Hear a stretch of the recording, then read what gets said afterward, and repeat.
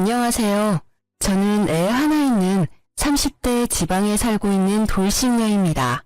제 이혼 스토리를 말하면 주변 사람들이 모두 신의 한 수였다고 할 만큼 절묘한 타이밍이었기에 이렇게 글을 쓰게 됐어요. 저와 남편은 소개팅으로 만났습니다. 첫인상은 나쁘지 않았고 두 사람 사이에 공통점이 많았기에 더 잘 맞았던 건지도 모르겠네요. 그중 하나가 양가 아버님들이 일찍 돌아가셨다는 거예요. 그래서 서로의 집안을 소개할 때는 마음이 덜 불편했던 것도 사실이었어요. 친정 어머님은 남편이 박봉에 야근이 많은 직업이라는 걸 탐탁지 않게 생각했지만 단 한 가지, 주식을 하지 않는다는 점을 높이 샀습니다. 저희 아버지가 주식으로 다 잃고 건강까지 잃어 일찍 돌아가셨거든요. 그 탓에 일하며 어린 저를 키워야 했던 친정엄마는 주식 투자는 하지 않겠다고 꼭 약속해달라고 했어요. 남편은 그 당시만 해도 주식 같은 건 모르는 터라 걱정하지 말라며 호언장담을 하고 저희는 결혼식을 올렸습니다. 지방이라 집값은 그리 부담스럽지 않아 작은 평수의 아파트를 대출을 껴서 자가로 구입했습니다. 제 집이 있다는 것만으로도 벅찼던 우리는 조금 힘들겠지만 5년 안에 빚을 갚자고 생각하고 있었어요. 이때가 제 결혼 생활 중 가장 기쁘고 행복했던 시절이 아닌가 싶어요. 집에 들어갈 벽지, 바닥재, 싱크대며 인테리어를 고민하면서 즐거운 시간을 보냈죠. 그렇지만 하지 말라고 하면 더 하고 싶은 게 사람 마음인가 봐요. 결혼한 지 얼마 지나지 않아 남편이 가상화폐에 빠지게 됐다는 걸 알게 됐거든요. 집 대출금이 빠져나가야 할 날짜에 집 대출금이 빠져나가지 않았더라고요. 남편 월급이 생활비 통장으로 들어와서는 거의 대부분이 다시 남편 명의의 다른 은행으로 들어갔더라고요. 이상하다 싶어 남편이 퇴근할 때까지 기다렸어요. 자기, 집 대출금이 빠져나가지 않았던데 어떻게 된 거야? 월급이 들어왔다가 거의 대부분이 다른 은행으로 빠져나갔던데 혹시 뭐 쓸 데 있는 거야? 일단 급해서 내 돈으로 넣어두긴 했는데 진짜 무슨 일 있는 건 아니지? 어? 그거 사실 이번 월급으로 비트코인 샀거든. 요새 다들 하잖아. 직원이 하고 있길래 나도 한번 투자해봤어. 뭐? 자기가 비트코인에 투자를 해? 당신 제대로 알고나 가상화폐 투자하는 거야? 생각보다 위험해. 남들 한다고 따라해서 되는 게 아니라고. 괜찮아. 가상화폐는 넣어두면 무조건 오르게 돼 있어. 이번에 좋은 정보가 들어왔거든. 다음 달 정도쯤에는 거의 20%는 오른다고 하더라고. 그러면 우리 그걸로 여행이나 갈까? 여행? 자기야, 나는 그 돈 필요 없어. 지금 넣은 건 조금 손해보더라도 다 빼. 그냥 우리 돈만 벌어서도 살 만큼은 살아. 지금까지도 괜찮았잖아. 그리고 자기 우리 엄마랑 약속했잖아. 주식 같은 건 안 하기로. 엄밀히 따지면 비트코인이 주식은 아니잖아. 그리고 이 정도는 다들 해. 솔직히 말해서 나 같은 박봉, 우리 같은 서민들이 개미처럼 부지런히 일해봐야 돈 버는 족족 나갈 뿐이잖아. 이런 수단이 아니면 우리는 늙어서도 이렇게 살고 있겠지. 우리 아이와 당신을 위해서도 나는 돈 벌고 싶어. 그리고 나는 그렇게 심하게 하는 편도 아니고. 이제야 말하는 거지만 나 좀 벌기도 했거든. 그러니까 걱정하지 마. 아니, 비트코인도 주식이랑 비슷한 거지. 주식보다 더 위험성이 높은 거 나도 알고 있거든. 그리고 정직하게 돈 버는 건 나쁜 게 아니야. 주식 좋지. 자기가 그만큼 주식을 잘 안다면. 그런데 주식도 아닌 가상화폐야. 전문가들도 위험하다고 하는 걸 굳이 당신이 시작해야겠어? 그리고 중요한 건 주식이냐 비트코인이냐 그게 아니야. 나는 주식이 싫어. 우리 엄마도 싫어하고. 결혼할 때 자기는 약속까지 했고. 제 행동이 과민한 반응이라고 생각했는지 남편의 표정이 나빠지더라고요.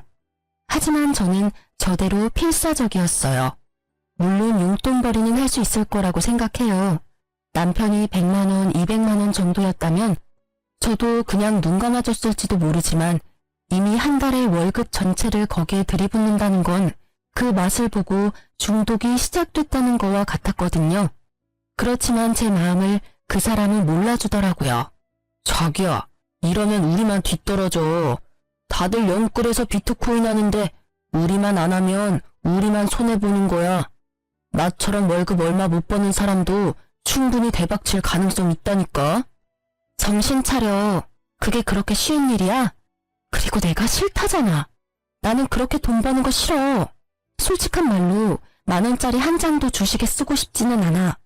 그냥 일한 만큼 돈 벌면 우리도 괜찮게 살 수 있어. 일한 만큼 돈 벌면 나가는 게 반이야. 그리고 우리 애도 태어났는데 애를 위해서라도 더 돈을 벌어야지. 언제까지고 이렇게 소처럼 일만 하면서 남들 눈치 보면서 살아. 가상화폐로 돈 벌어서 떵떵거리며 살아야지. 그렇게 쉽게 돈 벌 생각을 하는 게 문제라는 거야. 정직하게 번 돈은 거짓말을 안 해. 그치만 주식이나 가상화폐는 달라. 모르는 사람들에게는 거의 늪이나 마찬가지라고. 그리고 자기는 몰라. 돈이 사람을 어떻게 집어삼키는지. 우리 친정집에서 있었던 일 내가 이야기해줬잖아. 그걸 듣고도 투자를 하고 싶어? 나하고 장인어른하고는 다르지. 나는 확실한 정보가 있다니까. 그리고 가상화폐는 앞으로 좋아지면 좋아졌지 절대로 떨어지거나 망할 일은 없어. 바보야? 그런 정보가 있으면 너도 나도 다 부자지. 그런 거 다 사기꾼이라고. 자기는 뉴스도 안 봐? 그리고 가상화폐만큼 애매모호한 것도 없어. 전문가들이 바보니? 그 사람들 경고는 안 봐? 나는 지금 코인이 잘 되고 있다고. 그래서 당신한테 말하고 있는 거야. 수익률이 잘 나오니까 월급까지 넣는 거고.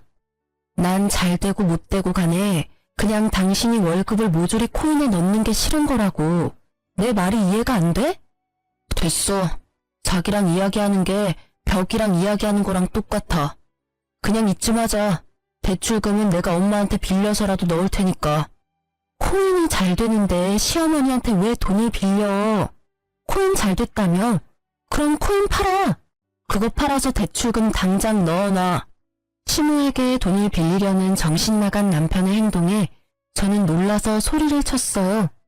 궁시렁거리는 남편은 팔고 싶지 않은지 머뭇거리다가 어디론가 전화를 걸었습니다. 엄마, 난데 돈 좀 빌려줘. 미쳤어 진짜? 저는 얼른 남편 폰을 빼앗아 시무에게 말했습니다. 어머님, 죄송해요. 별일 아니니까 끊으셔도 돼요. 야, 폰 뺏어가면 어떡해. 그리고 지금 흐름 좋아서 당장 못 뺀다고. 그렇다고 어떻게 시어머니한테 돈을 빌려달라고 할 수가 있어. 당신 생각이 있어? 도대체 이게 무슨 소리야? 차분히 이야기 좀 해봐라. 왜 돈을 빌려달라는 거야? 결국 시무의 물음에 저는 남편이 벌인 일을 이야기할 수밖에 없었어요. 시무가 남편을 말려줄 수도 있다는 생각을 잠시 했거든요. 물론 제가 잘못 생각한 거였지만, 남자라면 주식도 할 수 있지. 안 그래? 다 제 가족을 위해서 하는 일이지 않니?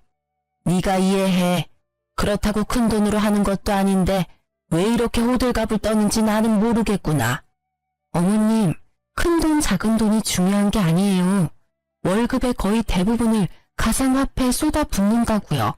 그거야말로 잘못된 거죠. 무슨 일이든 미천이 있어야 하잖니. 그거라고 생각하면 네 마음도 조금 편하지 않을까? 무조건 남편 탓만 하지 말고 너도 잘 알아봐. 어머님, 주식은 절대 안 된다고 저희 엄마랑 이이랑 철석같이 약속했어요. 그런데 이렇게 주식에 손을 대다뇨. 그래서 애까지 낳았는데 이런 일로 이혼하게? 내가 언젠가 한 번은 말하려고 했는데 사돈도 그렇고 너도 그렇고 둘 다 그렇게 융통성이 없어서 어떡하니? 결혼 전에도 난리더니 아주 남편을 잡겠어. 그리고 네 남편이 바보도 아니고 주식으로 큰돈 날릴 사람처럼 보이니? 작은 돈으로 용돈벌이나 하려는 거겠지. 저는 그 말에 어이가 없었지만 일단 잠자코 들었어요. 우리 부부의 일에 시무까지 끼이면 일이 커질 것 같았거든요. 제가 받지 않겠다고 하는데도 시무는 결국 남편의 계좌로 돈을 붙여주겠다고 하고 전화를 끊었습니다. 결국 심호의 돈을 빌릴 수 있게 된 남편은 싱글벙글이었어요. 저놈의 머리털을 쥐어 뜯어서라도 코인을 말리고 싶었던 저는 친정엄마를 구원투수로 부르기로 했어요. 엄마, 김서방이 비트코인 투자한대. 어떻게 좀 알려봐봐. 내가 아무리 이야기해도 CR도 안 먹혀. 이번 달은 월급이 거의 다 들어간 것 같아. 아이고, 김서방 바꿔봐라. 내 단단히 일러둘 테니까. 남편은 제 전화에 기겁을 하고 나를 바라봤습니다. 저는 이렇게라도 남편의 생각을 돌리고 싶었기에 전화를 건넸어요. 결국 받지 않으려던 남편이 마지못해 전화를 받았죠. 장모님. 애엄마가 너무 호들갑 떠는 거예요. 진짜 별거 아니고 돈도 많이 안 들어갔어요. 그리고 주식 아니고 가상화폐라는 건데. 구구절절 핑계를 대려는 남편의 말을 친정엄마가 가로막았어요. 김서방, 주식은 절대로 시작하면 안 돼. 다른 사람들은 몰라도 내 사위인 자네만은 절대로 하면 안 되는 거야. 자네가 내 딸을 사랑한다면 더더욱 하지 말아야지. 딸애가 주식으로 아빠를 잃고 얼마나 힘들어했는데 월급을 다 넣는 건 투자가 아니라 도박일세. 그러니 제발 그만하게. 그렇지만 지금 수익률도 엄청 잘 나오고 있고 잘 성공하면 저희도 한 방에 크게 벌 수 있는 그런... 그만. 자네 이런 모습이 무서운 거야. 한 방에 크게 벌어? 그렇다면 한 방에 크게 잃는 일도 있다는 걸 알아야지. 그래도 지금 알았으니 다행이지. 수익률이 좋다니 지금 당장 돈 넣은 거 다 빼게. 그리고 다시는 투자할 생각하지도 말고. 예, 장모님, 알겠습니다. 그래도 장모님에 대한 존중이 있었는지 그만두겠다 대답은 잘하더군요. 하지만 전화를 끊자 남편은 제게 도리어 화를 냈습니다.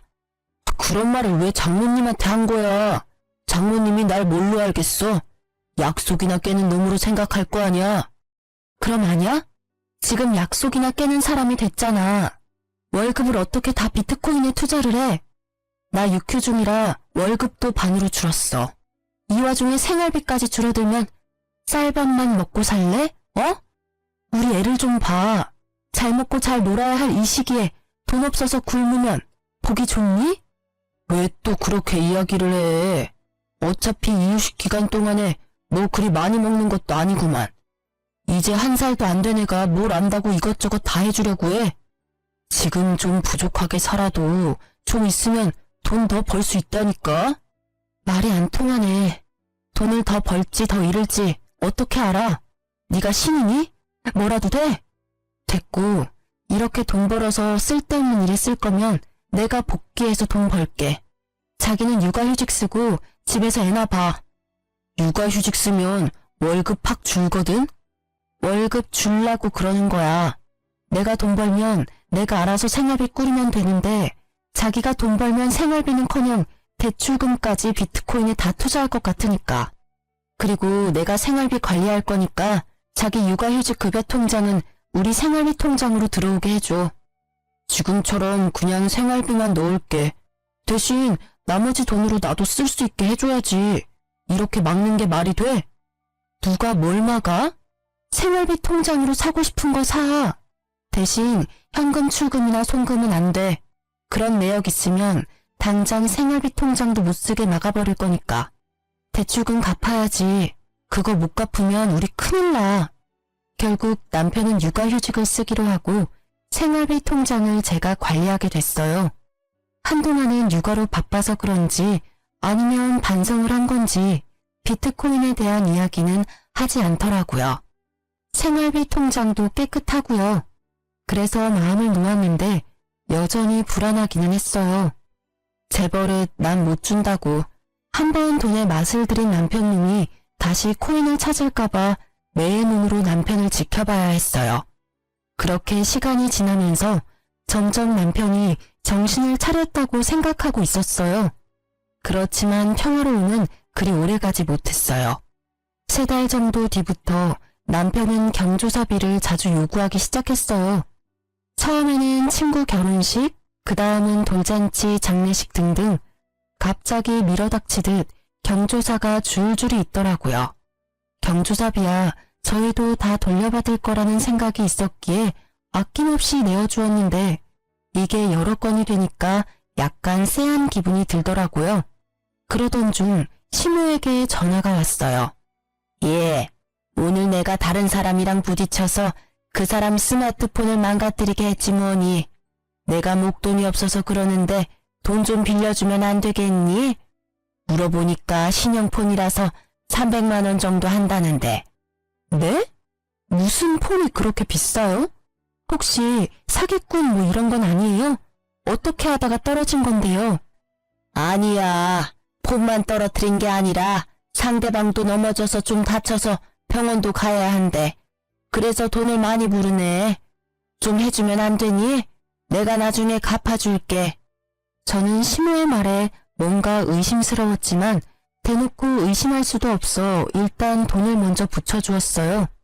이상한 마음이 들었지만 시모가 다친 게 아니라면 다행이라는 생각도 들었고요. 그리고 그날 저녁 남편이 애를 씻기러 들어가고 저는 식탁에 앉아서 밥을 먹으려는데 남편 폰이 울리더라고요. 대출금 상환 문자가 왔는데 발신인 번호가 제가 아는 은행 번호가 아니더라고요. 우리 집 대출금이 나가는 금융기관이 아니라 제2금융권이었어요. 처음에는 이게 무슨 대출금인지 몰라서 했는데 곧 그 문자에 제 머릿속이 분노로 가득 찼어요. 몰래 받은 대출금. 그 대출금이 생활비 통장으로 들어오지 않았다는 건 저 몰래 대출을 받아서 가상화폐를 한 것이 틀림없어 보였거든요. 저는 분노로 머리가 터질 것 같은 기분으로 욕실 문을 두드리며 남편을 불러냈어요. 야, 당장 나와봐. 갑자기 또 왜 이래? 야라니. 집에서 애 보느라 고생하는 남편한테 야가 뭐야? 그리고 애가 놀라 당신 목소리에. 됐고, 이 문자 뭔데? 대출금 상환 문자. 이게 뭐야? 내가 모르는 제2금융권인데 이 돈 어디로 갔어? 생활비 통장에 안 들어왔는데 이거 뭐 하는데 빌린 돈인데. 뭐? 이거 그게. 남편은 눈에 띄게 당황하더라고요. 그럴 수밖에 없겠죠. 서툴게도 제가 그 문자를 볼 수 있다는 생각조차 못한 것처럼 보였으니까요. 돈 어디다가 썼어? 바른 대로 말해라. 거짓말하면 나 진짜 당신 금융기록 다 뒤져서라도 찾아낼 거야. 그때는 이렇게 안 넘어갈 테니까. 설마 또 코인은 아니지? 추궁하는 제 말에 남편의 눈이 제 얼굴을 피하더군요. 딱 보니 감이 왔어요. 가상화폐에 또 넣었구나 싶었죠. 너 비트코인을 대출까지 받아서 하는 거야? 조용하다 했더니 뒤에서 아주 호박씨를 깠네. 나랑 엄마 속이고 또다시 손을 댔어? 그래, 대출금이 총 얼마야? 그게 얼마 안 돼. 진짜로 코인 잘 되면 곧 다 갚을 거야. 그래서 얼마나 빌렸냐고. 5천만 원 정도. 신용대출이랑 차 담보 대출이랑. 뭐? 5천? 미쳐도 아주 단단히 미쳤어. 코인이라는 도박에 완전히 맛이 갔네. 말해봐. 비트코인 망했지? 네가 코인이 잘 됐으면 돈을 빌릴 턱이 없어. 뭐가 지금 안 풀리니까 돈을 빌렸을 거 아니야. 아니야. 처음에는 수익률이 좋았는데 요새 좀 나빠지고. 근데 그게 원래 나빴다 좋았다 하는 거라 좀 놔두면 또 오를 거야. 그게 오를지 안 오를지 자기가 어떻게 아는데. 수익이 안 오르면 거기서 멈추면 될 일이지. 왜 돈을 빌려서까지 코인을 해? 내가 이 상황을 이해 못하는 내가 이상한 놈이야? 아니면 이 상황에도 돈을 빌리는 네가 이상한 놈이야, 대답 좀 해봐. 자기야, 제발 진정해. 이거 이번에는 진짜 확실한 정보라서 절대 오를 거야. 이번에 수익률이 진짜 대단하다더라고. 조금만 더 버티면 돼. 나 코치해주는 사람이 좀만 버티면 된다고 했거든. 아니, 난 못해. 그리고 너한테 코치해준다는 사람들이며 확실한 정보들이며 설마 카톡 주식 리딩방 뭐 이런 데서 얻는 거야? 설마 거기에다가도 돈 낸 건 아니지? 정보를 어떻게 공짜로 얻을 수가 있어? 그 정도 확실한 정보면 돈을 좀 내서라도 받아야지. 그 사람들 수익률 보면 당신도 놀랄 거야. 진짜 소액으로 지금 거의 억대 돈을 벌었는데 다들 통장으로 증명하고 난리라니까. 뻔뻔한 건지 멍청한 건지 분간이 안 되는 남편의 말과 행동에 결국 저는 터져버리고 말았습니다. 야, 정신 안 차릴래? 그 사람들 다 사기꾼이라고 했지. 소액으로 억대 돈을 벌어. 그거 다 다른 사람들 등쳐먹고 받아낸 돈이라고. 네가 바보야? 등신이야? 어떻게 그런 사기꾼들한테 낚여서 몰래 대출까지 받냐고. 사기꾼 아니라고. 그 방에 있는 사람들 중에 나보다 먼저 들어온 사람들 다 돈 벌었어. 다들 통장 증명하고 난리 났다니까. 그거 다 바람잡이들이잖아. 됐어. 다 됐으니까 마지막 경고야. 다 제자리로 돌려놔. 나는 일단 지금 너한테 실망했고 네가 코인 중독이라고 생각해. 이 결혼 생활을 잘해나갈 자신이 없어졌으니까 네가 결단 내려. 이거 다 제자리로 돌리고 원래 살던 것처럼 우리끼리 소박하게 살 건지 아니면 처자식 담보로 대박 노리면서 한탕주의 할 건지. 제 말에 대답을 하지 않고 입을 꾹 다문 남편의 고집이 느껴져서 저는 실망과 함께 체념의 마음을 안게 됐어요. 며칠 동안 말도 하지 않고 있던 우리 부부의 일을 어떻게든 해결하기 위해 저는 남편과 함께 시무를 찾아가기로 했어요. 남편이 대출까지 해서 코인을 한다는 걸 알면 시무가 말려줄 거라고 생각했거든요. 부모라면 말려주겠지. 그렇게 생각했는데 저의 그 생각 자체가 다 부질없는 짓이었지만요. 어머님, 저 이대로는 못 살겠어요. 이 사람 대출까지 받아서 비트코인 하고 있어요. 제발 좀 말려주세요. 예? 그게 왜 잘못된 거니? 나는 도리어 네가 더 이해가 안 가. 저번에도 말했지만 다 가족 잘 되라고 남편이 하는 일인데 너는 아내가 돼서 남편이 하는 일을 도와주지는 못할 망정 하는 일마다 망치고 있으면 어떡해? 대출 받아서 코인을 하는 게 뭐가 그렇게 잘못된 거야? 제대로 벌고 있고 원금만 가지고 있으면 큰 문제 없는 거 아니니? 어머니, 모르시는 말씀이세요. 주식이나 투자는 남는 돈으로 하는 거예요. 이렇게 있는 돈 없는 돈 다 끌어모아서 하는 건 중독이나 마찬가지라고요. 남의 돈, 공짜 돈 버는 게 얼마나 힘들고 무서운 일인지 모르세요? 다들 그렇게 벌고 있잖니. 그리고 위험하다는 걸 알고 있으니 전문가들하고 같이 하는 거겠지. 내가 해보니까 그게 도박이 아니라 건전한 주식이던데. 설마 어머님도 코인 하시는 거예요? 그래, 권유로 해봤는데 생각보다 벌이가 쏠쏠하더구나. 너희가 나한테 주는 용돈보다 더 벌어. 빼지 않고 계속 넣어놓고 있는 중이야. 이런 좋은 걸 넌 왜 안 하고 남편 탓만 하는 거니? 눈앞이 캄캄해지는 시모의 말에 불현듯 그때의 전화가 떠올랐어요. 모르는 사람과 부딪혀서 돈을 달라고 했던 시모. 그게 설마 거짓말이라면 혹시 저번에 사고 나서 돈 받아가신 것도 코인에 넣으신 건 아니죠? 지금 와서 숨길 것도 없지. 그래, 그 돈도 코인에 넣었어. 네가 돈을 틀어쥐고 안 주니까 좋은 시기 다 놓쳐버렸지 않니? 그 돈 어차피 곧 다 벌 거야. 내가 2배로 돌려줄 테니 걱정 말거라. 미쳤어. 둘 다 정신이 있는 거예요? 그거 중독이에요. 제발 정신 좀 차리세요. 어머님, 혹시라도 이 사람 말 듣고 시작하신 거면 제발 다 정리하세요. 돈을 빌려서 투자를 하는 건 투자가 아니라 도박이라고요. 왜 다들 그런 생각은 안 하시는 거예요? 저는 마지막까지 시모와 남편을 설득하기 위해 애썼지만 가상화폐에 미친 두 사람의 귀에는 전혀 들리지 않는 듯 했습니다. 그만해. 우리가 하고 싶다는데 왜 당신이 난리야? 나한테 그러는 건 그렇다 쳐. 그런데 우리 엄마한테까지 이러는 건 좀 심하지 않아? 솔직한 말로 우리가 너한테 무슨 피해를 그렇게 줬는데 대출금 못 갚은 거? 그거 엄마한테 빌려서 넣었고 지금 내가 받은 육아휴직 급여도 다 당신한테 들어가잖아. 나는 아무것도 못하게 하면서 뭐가 그렇게 당당해.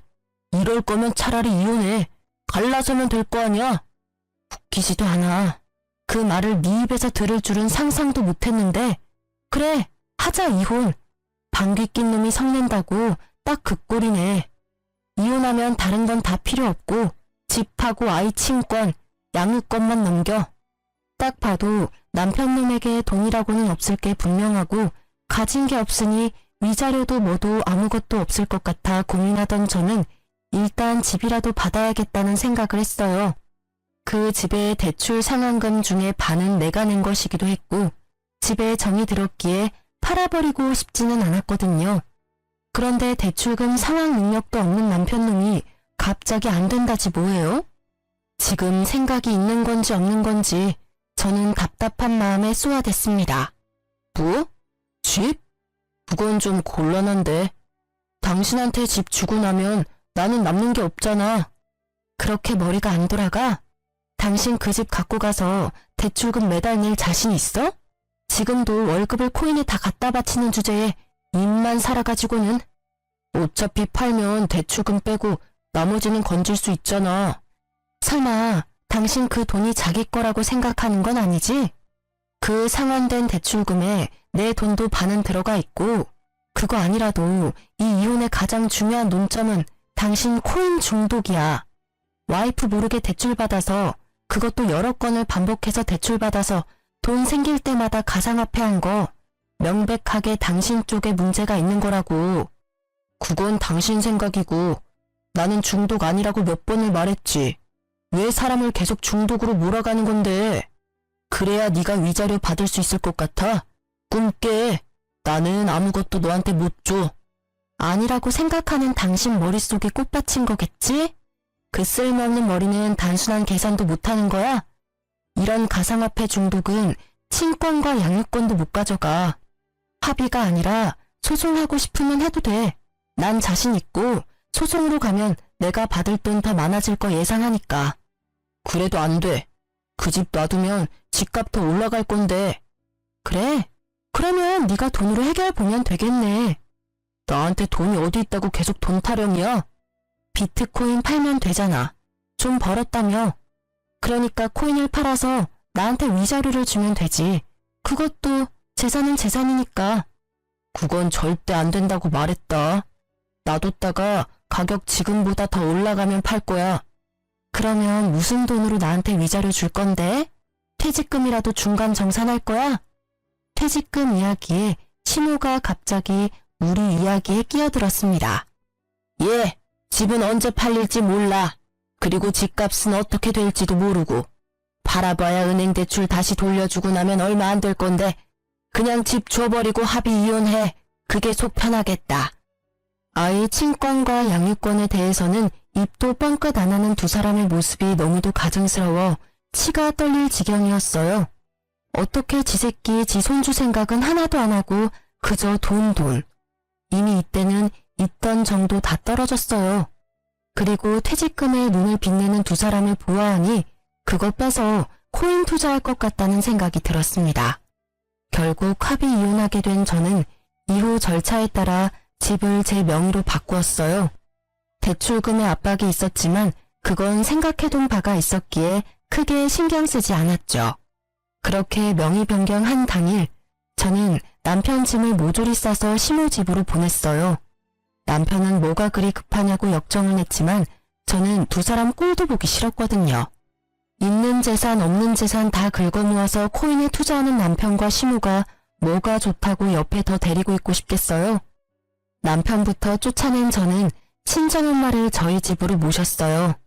친정엄마가 살던 작은 빌라를 팔고 그 돈으로 저희 집 대출금을 상환했죠. 그리고 매달 내던 제 대출금은 매달 친정엄마 용돈으로 드리기로 했어요. 한 달쯤 지났을까요? 남편이 집으로 찾아왔더라고요. 아이가 보고 싶다나 뭐라나. 이혼하자며 큰소리 떵떵 칠 때는 우리 딸 이름 한자도 꺼내지 않더니 갑작스레 딸이 보고 싶다는 말이 믿음이 갈 리가 없잖아요.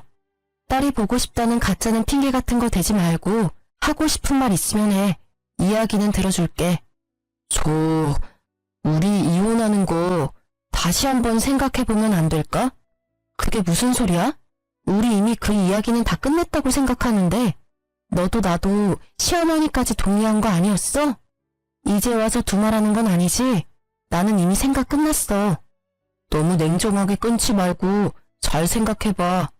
애한테는 아빠도 필요하고 무엇보다 나한테 당신이 너무 필요해. 입이 삐뚤어져도 말은 똑바로 해야지. 당신이 필요한 건 내가 아니라 내가 벌어다 줄 돈이잖아. 그런 식으로 말하지 말라니까. 물론 돈도 지금 없기는 해. 그래도 그것만으로 이혼 다시 생각해보라는 건 아니라고. 2번 다시 가상화폐는 안 할 테니까 다시 돌아와줘. 당신 돈이 왜 없어? 집 대출금 상환액만 해도 100만 원 남짓이야. 그거면 지금 가지고 있는 대출도 충분히 갚을 수 있어. 게다가 퇴직금도 있잖아. 그거 받아서 대출 상환하면 끝이지. 그 꼴을 보니 그 돈도 다 가상화폐에 넣었겠네? 그게... 쭈뼛거리며 불쌍한 표정을 짓는 남편놈을 보니 딱 견적이 나오더라고요. 집어릇게 못 준다고 결국은 가상화폐에 다시 털어놓은 것 같았어요. 진짜 잘 되고 있었는데 이번에는 재수가 없었어. 내가 투자한 가상화폐가 갑자기 유의 종목이 돼서 결국은 하나도 못 건졌다 그거지? 이거 봐. 내가 뭘 했어? 사기꾼들 손에 놀아나지 말라고 했지. 됐어. 더 이상 이런 주제로 이야기하는 것 자체가 싫다. 다른 데 가서 알아봐.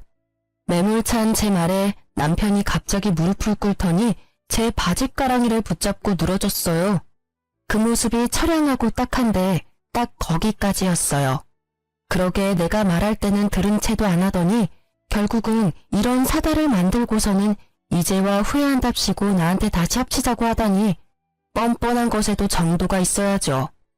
여보, 제발 나 딱 한 번만 살려줘. 빚도 빚이지만 생활이 안 되고 있어. 다시 돌아와주면 안 될까? 당신 나 사랑하잖아. 그렇지? 미안한데 절대 안 돼. 나는 이미 당신하고 연 끊기로 결정했어. 당신 입장에서는 내가 냉정하게 보일지도 모르는데 나한테는 이게 최선이야. 왜 내가 당신 뒤치다꺼리를 해야 해? 당신이 싼 똥 치우려고 내가 왜 일을 해야 해? 나도 내 인생, 내 행복 찾아가며 살 거야. 지금 당신한테 뭐가 있어? 빚뿐이잖아. 제발, 나 진짜 이번에는 잘할 거라니까. 절대로 손 안 댈 거라고 맹세해. 그러니까 사람 하나 살리는 셈 치고. 난 솔직히 당신이 여기 와서 이 난리치는 거 이해가 안 가. 당신 지금 사는 집도 시어머니 거고 집안일도 어머니가 다 해주실 거 아냐. 너는 돈만 벌어서 지금 대출금 다 갚으면 되는 거고 뭐가 문제야? 사실 엄마도 내가 들어갔던 리딩방에서 준 정보로 투자했거든. 그리고 엄마 집도 담보로 대출까지 빌렸더라고. 근데 이건 정말 내가 시킨 거 아니야. 엄마가 그 정보에 혹해서 대출을 받아서. 이거 봐. 주식 같은 거에 중독되면 도박 중독이랑 똑같다고. 내가 뭘 했어? 친절하게 그거 사기꾼이고 그런 대박 정보 같은 거 없다고 했을 때 알아서 거기서 기어 나왔어야지. 그저 한탕할 생각에 붙잡고 있으니 휴지 쪼가리 돼서 쪽박 찼잖아. 퇴직금은? 설마 당신 퇴직금도 거기 넣은 건 아니지? 퇴직금도 넣었어. 그치만 진짜로 다음번에는 안 그럴 자신 있어. 그때 상한가에 제대로 팔기만 했어도 이러고 있지는 않을 거라고. 너한테는 내가 입 밖으로 내는 말도 아까워. 다음번? 다음번에도 또 할 거면서 나한테는 다시는 손 안 댈 거라고? 에라이 나쁜 새끼야. 그래놓고 우리 아이 생각하라고? 아주 지랄을 해라, 어? 당신은 반성 같은 거 할 생각도 없고 하고 싶지도 않잖아. 어디서 거짓말을 하고 난리야. 아니야. 진짜로 마음 고쳐먹었다니까. 엄마랑 나 지금 생활비도 없어서 공과금 낼 돈도 없어. 그러니까 제발 우리 이혼 다시 생각해보자. 지금 장모님이랑 같이 살고 있는 것 같은데 다 같이 살면 되잖아. 우리 엄마는 당신 꼴도 보기 싫대. 엄마 충고도 무시하고 이런 짓을 벌인 주제에. 그래, 가상화폐 할 때는 우리 엄마 생각이나 했겠니? 아쉬우니까 와서 이러는 거 다 알아. 그리고 경고하는데 당신은 나한테 돈 빌리러 오면 안 되는 사람이야. 양육비 한 번이라도 못 받으면 지구 끝까지 쫓아가서 받아낼 거니까. 양육비 소리에 그놈의 얼굴이 새파랗게 질리더라고요. 여기 와서 이럴 입장이나 돼요? 저도 엄연히 돈을 받아야 하는 입장인데 말이죠. 내가 양육비를 받기 위해 충고해 주는데 저녁에 일 마치고 투잡을 뛰면서 돈 마련하던지 해. 그렇게 하면 양육비 정도는 낼 수 있을 거야. 저의 친절한 해결 방법에도 그놈은 힘들게 돈 벌 생각은 없는지 입을 삐죽하게 내밀고는 시무룩한 얼굴로 나가더라고요. 책임감도 없고 죄책감도 없는 저놈의 뒤통수를 한 대 때려주고 싶었지만 꼭 참았어요. 그래, 빠져나온 게 다행이라고 저를 다독이면서 말이죠. 그렇게 저희는 완전히 남이 되었습니다.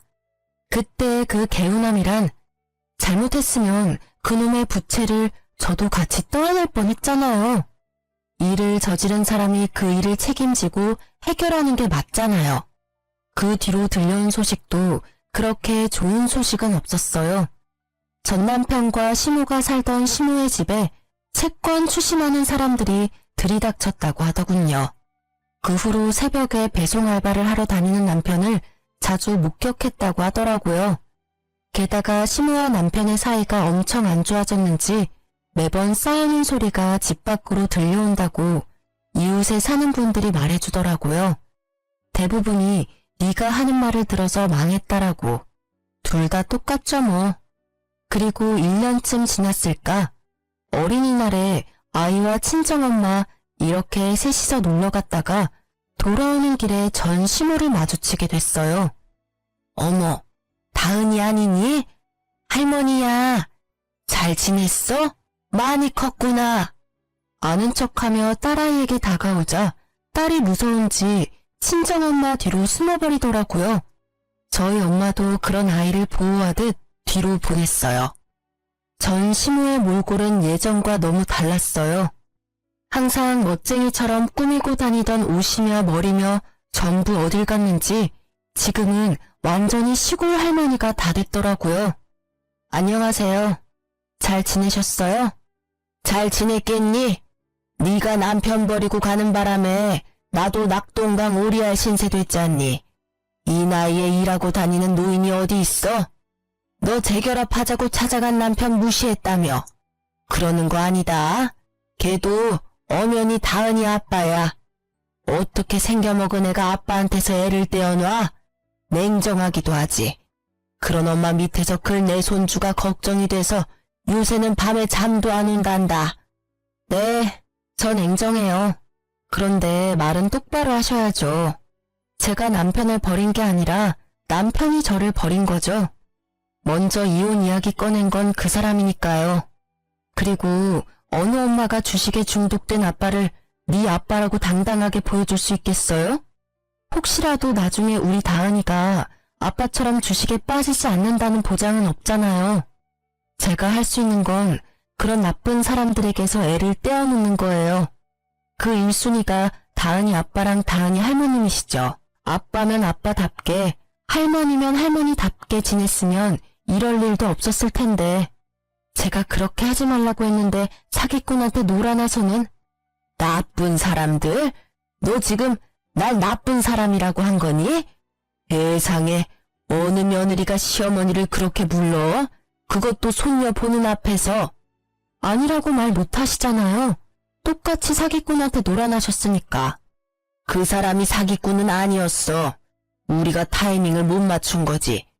예, 그러지 말고 사실 우리도 이미 가상화폐는 다 접었어. 그러니까 애 아빠랑 다시 잘해볼 생각 없니? 애한테도 아빠가 필요하지 않니? 글쎄, 나쁜 아빠는 필요 없다니까요. 재결합 같은 거 생각도 해본 적 없어요. 그러니까 그런 말씀하지 마세요. 그리고 가상화폐 다 접었다는 말 저는 안 믿어요. 그게 얼마나 끊기 힘든 중독인지 누구보다 제가 더 잘 알거든요. 그래서 처음에 그 사람한테 시작하지도 말라고 한 거고요. 제 말에 전 시모는 쌍심지를 켜고 저를 쳐다보더라고요. 뭐 어쩌겠어요. 싫은 것도 사실이고 두 사람이 아직 가상화폐를 하는 것도 사실일 테니. 그게 아니었으면 제 말에 반박하셨겠지만 아무 말도 못하고 쳐다만 보고 있었거든요. 그래도 이렇게 마주친 것도 인연인데 저희가 집까지는 모셔다 드릴게요. 집은 이제 여기 없어. 집 옮겼다. 집이 경매에 넘어가서 결국 원룸에 월세 주고 들어가서 지내고 있어. 망할 놈의 새끼. 왜 나한테 가상화폐 같은 걸 알려줘서는 이런 꼴을 보게 만들어? 아들이 아니라 왼수지. 나는 정말로 조금만 할 생각이었는데 무조건 뜬다고 돈 박박 긁어 넣으라고 해서 집 담보 대출만 아니었으면 그래도 괜찮았을 텐데 나쁜 놈. 시모는 결국 화가 치밀어 오른 건지 전 남편의 욕을 마구 해댔어요. 그렇겠죠. 아들이 권해서 시작했고 아들 때문에 망했으니 욕할 곳이라고는 거기밖에 없을 거예요. 그런데 어차피 선택은 자기가 한 거 아닌가요? 자기도 크게 벌고 싶어서 선택했으면서 누굴 탓하는 건지. 그걸 보고 있던 저희 친정엄마가 보다 못해 한마디 하시더라고요. 아들 욕할 거 뭐 있어요? 내가 보기엔 둘 다 똑같은 망종이구만. 자식이 잘못된 길로 가면 말릴 생각을 해야지. 부모가 돼서는 같이 나란히 잘못된 길로 가면 어떡해요? 나랑 내 딸한테 융통성 없네 뭐네 말할 때는 이런 결과는 생각도 안 했죠? 그리고 그 집 아들이랑 우리 딸은 인연 끊었으니까 재수없게 두 번 다시 재결합이니 뭐니 말도 꺼내지 마요. 제 딸 신세 망치게 할 일 있어요? 내 눈에 흙이 들어가도 재결합이니 뭐니 절대 없어요. 그러니까 가던 길 가쇼. 친정엄마의 말에 얼굴이 시뻘겋게 달아오른 전시모가 결국 도망치듯 자리를 떠나더라고요. 그 뒷모습이 참 딱하면서도 시원했어요. 우리 엄마랑 저 욕할 때는 진짜 한 대 치고 싶었는데 엄마가 이렇게 속 시원하게 말로 때려줘서 속이 좀 풀렸거든요. 나중에 알고 보니 엄마도 화가 나서 내뱉긴 했지만 속이 시원하다고 저한테 웃으면서 말하더라고요. 전 시모는 전 남편이 저한테 돈을 빌리러 왔다는 걸 알고 있었을까요? 알았다면 저한테 재결합이니 뭐니 그런 말 못했겠죠. 그리고 한편으로는 너무 무섭더라고요. 만약 제가 이혼을 하지 않았다면 그 꼴을 다 당하면서 후회하며 살았겠죠. 그 뒤로 전 남편과 전 시모를 본 적은 없었어요. 저는 이혼하면 제가 힘들게 살 수도 있을 거라고 생각했는데 이혼 전보다는 더 잘 살고 있어요. 친정 엄마한테 애기 맡기고 일하는 것도 이제는 더 편하고요. 덕분인지 승진도 하고 솔직히 지금 돈에 쪼들리지는 않아요. 그럼에도 내 아이를 위한 양육비는 꼬박꼬박 받아내고 있어요. 내 아이 앞길에 조금이라도 도움이 된다면 꼭 받아내는 게 맞는 일이죠.